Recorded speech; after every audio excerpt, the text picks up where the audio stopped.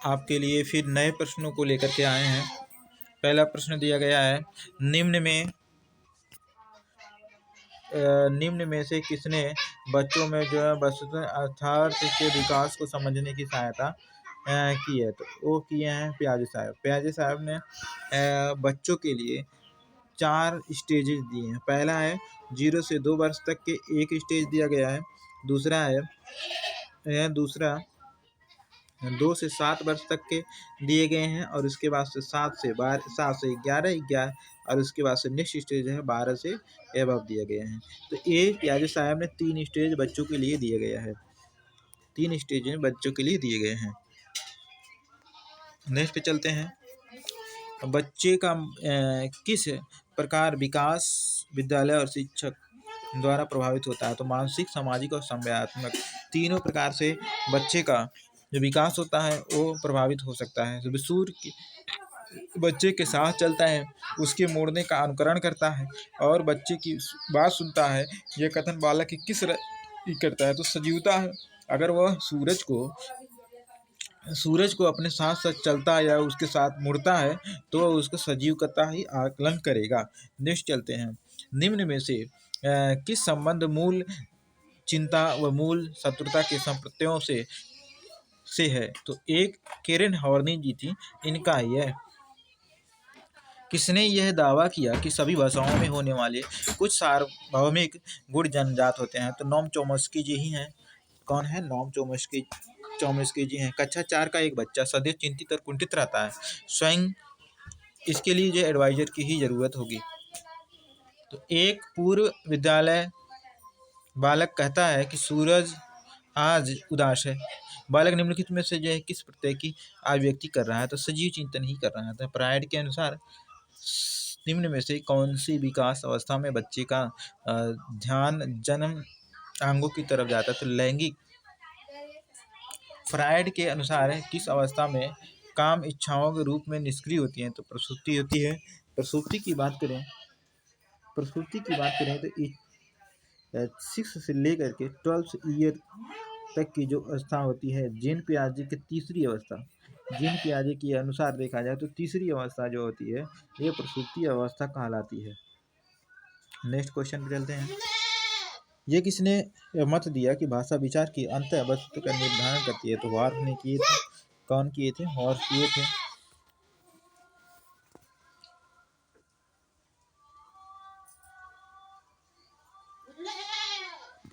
जब बच्चे के पैर के तलवे को ठोका जाता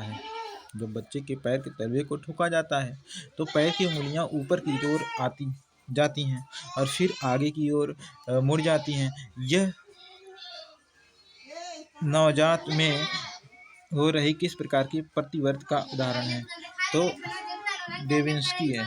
कौन है? बेबिंस्की जी है। निम्न में कौन सा बच्चों हेतु स्लर बुद्धिमानी की एक निष्पादन मापनी है? तो चित्रपूर्ति ही है। मूर्त संक्रियात्मक अवस्था है 2 से 4। जो मूर्त संक्रियात्मक अवस्था है ये 2 से लेकर के 7 वर्ष तक की बच्चों के लिए है, जो कि जीन पियाजे के अनुसार, किसके अनुसार? जीन पियाजे के दूसरी स्टेज को आकलन करता है। पहला स्टेज की बात करें तो 0 से लेकर के 2 वर्ष तक को दर्शाता है। दूसरा स्टेज 2 से लेकर के 7 वर्ष तक दर्शाता है। तीसरा स्टेज की बात करें जो 7 से लेकर के 11 तक होता है, और नेक्स्ट स्टेज होता है 12th प्लस के स्टेज को दर्शाता है। बाल मनोवैज्ञानिक सिद्धांत प्रारंभ के 4 और 5 वर्षों के अनुभवों पर आधारित होता है। तो मनोविश्लेषणात्मक होता है। कैसा होता है? ये मनोविश्लेषणात्मक होता है। कैसा होता है? मनोविश्लेषणात्मक होता है। नेक्स्ट चलते हैं। भाषा की सापेक्षता प्राकलन किसने प्रतिपादित किया? तो हॉर्फ ही किए हैं। नेक्स्ट टाइम हॉर्फ जी किए हैं। नेक्स्ट चलते हैं। एक बायोग्राफिकल स्केच ऑफ इन्फेंट किसने लिखी है? तो डार्विन ने की लिखी है। कौन लिखे हैं? डार्विन। कौन लिखी है? डार्विन जी लिखे हैं। किशोर मनोविज्ञानिक के पिता के जाना जाता तो स्टैनली हॉल ने किए थे। मानकीकृत परीक्षण का अर्थ होता है विश्वसनीयता और वैधता मानक होता है। मानकीकृत परीक्षण का अर्थ क्या होता है? नंबर 1 पहले जो है विश्वसनीयता हो, उसके अंदर क्या हो? विश्वसनीयता हो। कैसा हो? विश्वसनीयता हो, वैधता हो और मानक हो। तीनों अगर पाए जाते हैं तो मानकीकृत का परीक्षण होता है। प्राक संक्रियात्मक अवस्था होता है। तो ये भी प्राक संक्रियात्मक अवस्था होता है 2 से लेकर के 7 वर्षों तक। जीन पियाजे के दूसरे स्टेज की बात करते हैं। निम्नलिखित में से कौन सा आलोचनात्मक दृष्टिकोण और बहुबुद्धि सिद्धांत से संबंध नहीं रखता है? तो बहुबुद्धि सिद्धांत का संबंध नहीं रखता। प्रतिभाशाली विद्यार्थी प्रायः एक क्षेत्र से में ही अपनी विशिष्टता को प्रदर्शित करता है। यही इसकी जो है। नेक्स्ट चलते हैं। औपचारिक संक्रियात्मक अवस्था है तो 11 वर्ष के बाद, जो 11 वर्ष के बाद यानी कि 12 प्लस का जो ईयर होता है, यही हमारा औपचारिक संक्रियात्मक अवस्था मानी जाती है। नेक्स्ट चलते हैं। प्रत्यक्षात्मक, संवेगिक, गतिक, गमक और दक्षता परीक्षण हेतु आरंभ में किसने विधि का निर्माण किया? तो मॉन्टेसरी जी ही किए थे। मॉन्टेसरी जो थी, इन्होंने ही की। भाषा अवबोधन में संबंध विकार है तो भाषा अवबोधन में संबंध जो भाषाघात जो है, कौन सा है? भाषाघात घात है। हॉर्नी के अनुसार मौलिक दुश्चिंता के संप्रत्यय का विकास होता है तो बाल्यावस्था में ही होता है। किसमें होता है? बाल्यावस्था में ही होता है। नेक्स्ट क्वेश्चन पे रहते हैं। बालक विकास का जीन पियाजे के सिद्धांत पर आधारित है। संज्ञानात्मक विकास कौन सा है? संज्ञानात्मक विकास है। संज्ञानात्मक विकास होता है। इनके जो दो, एक होता है इनसे जुड़ी, जैसे एक होता है असिमुलेशन। क्या होता है? असिमुलेशन।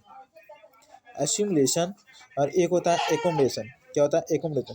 असिमुलेशन जो है, नई ज्ञान को क्या करता है बच्चा? नई ज्ञान को जो है अपनी ज्ञान में जोड़ लेता है, और यहाँ पर नई ज्ञान में बच्चा अपने ज्ञान को जोड़ लेता है। एकोमोडेशन में क्या करता है? नए ज्ञान को बच्चा नए ज्ञान को प्राप्त करते ही अपने ज्ञान में क्या होता है? अपडेट कर देता है। क्या करता है? इसमें अपडेट कर देता है, और इसमें असिमुलेशन में क्या करता है? उस ज्ञान को जोड़ लेता है। नेक्स्ट क्वेश्चन पे चलते हैं। जीव में विकास व वर्धन का पूर्व होना परिपक्वता कहलाता है। परिभाषित करना सार्टन जी किए थे। कौन किए थे? सार्टन जी किए थे। कौन किए थे? सार्टन जी ही किए थे। नेक्स्ट पे चलते हैं।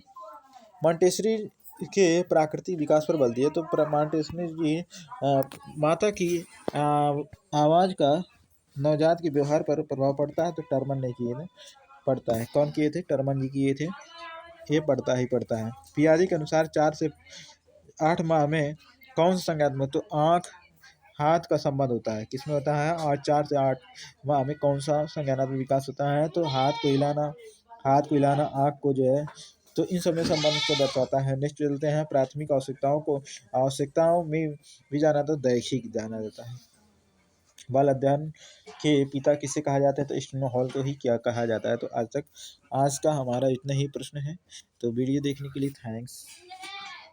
आज के लिए हम इतने ही प्रश्न को लाए थे, तो वीडियो को देखने के लिए थैंक्स। और अच्छा लगा हो तो लाइक और सब्सक्राइब जरूर करिएगा। हम नेक्स्ट वीडियो में आपसे मिलते हैं। धन्यवाद।